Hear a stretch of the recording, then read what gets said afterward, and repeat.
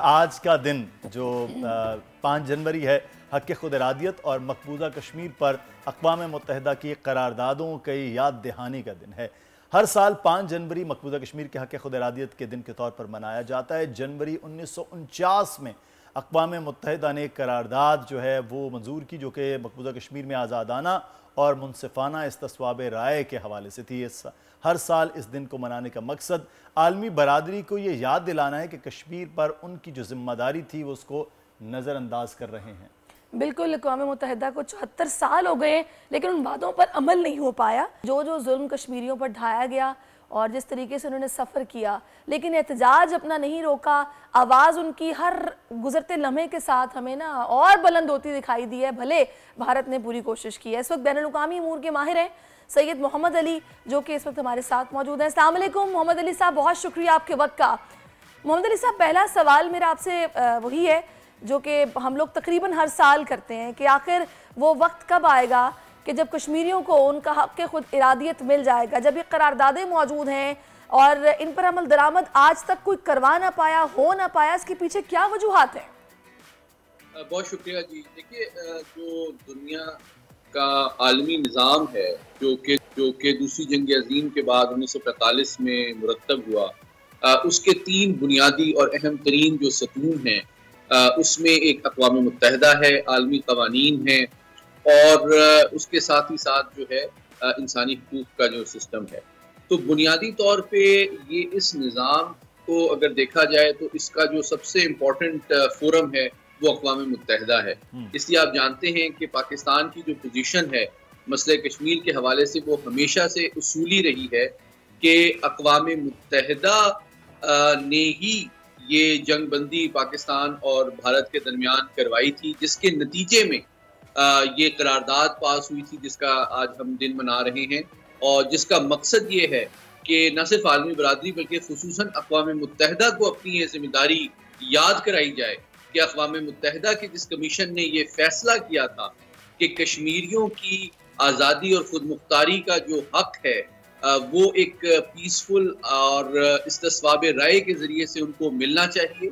और इस करारदाद की अगर आप तफसीलात पढ़ें तो उसमें सेक्रेटरी जनरल के ऊपर ये मतलब उनको कहा गया है कि वो एक एडमिनिस्ट्रेटर अपॉइंट करें और जिसके तहत मकबूजा जम्मू कश्मीर में मुकम्मल तौर पे आज़ादाना एतबार से एक प्लेबिसाइट हो जिसके ज़रिए से कश्मीरी अपना हक़ राय दही इस्तेमाल कर सके।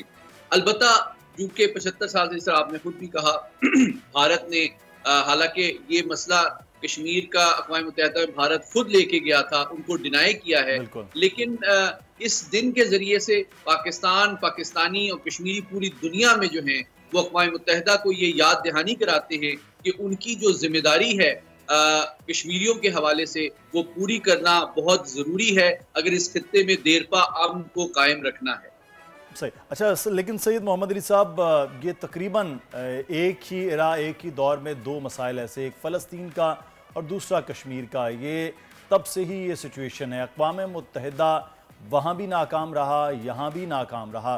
तो अक़वाम मुत्तहिदा का ओवरऑल एक इदारा, तो इसका मतलब है कि दुनिया भर में जहाँ के खुद इरादियत की, आज़ादी की बात है, वहाँ वो कामयाब नहीं हुआ। उल्टा उन ममालिक पर जो काबिज़ हैं उन्होंने उन्हें जो अपने हक़ खुद इरादियत के लिए, अपनी हुर्रियत के लिए लड़ रहे थे, उन्हें दहशतगर्द भी बना दिया और आज वो दहशतगर्द के तौर पर पोर्ट्रे हो रहे हैं। तो इसको किसकी नाकामी कहा जाए, अक़वाम मुत्तहिदा की सिर्फ या उन ताकतों की भी जो अपने मफादात के लिए कहीं कुछ कर लेती हैं तो कहीं कुछ? बहुत अहम सवाल किया आपने। देखें, चंद चीज़ें जो हैं मसले कश्मीर और फ़लस्तीन में मुमासिल हैं और कुछ चीज़ें कश्मीर की मैं समझता हूँ ज़्यादा अहमियत रखती हैं। पहली बात यह कि देखें, दोनों जो खित्ते हैं वो मुस्लिम अक्सरियती इलाके हैं। दूसरी बात कि दोनों पे गैर मुस्लिम फौजी जो है कब्जा मौजूद है। और नंबर 3 के उन पे बहुत ज़्यादा दोनों जगह हलाकतें, शहादतें और ह्यूमन राइट वायलेशन होती रही है। और चौथी बात, जिस तरह आपने खुद भी कहा कि एक तो कई जंगें हो चुकी हैं दोनों मसाइल के हवाले से, और अक़वाम मुत्तहिदा और आलमी क़वानीन जो हैं वो दोनों मकबूजा इलाकों के जो लोग हैं उनको अपना हक़ खुद इरादियत दिलाने में नाकाम नजर आते हैं। ये आपकी बिल्कुल ठीक बात है। लेकिन चंद मामला जो हैं आपके तवज्जुह से बताता हूँ कि मसले कश्मीर ज़्यादा अहम है। पहली बात यह कि कश्मीर वो वाहिद खित्ता है जिसके गिर्द 3 एटमी ताकतें इस वक्त मौजूद हैं, भारत, पाकिस्तान और चीन।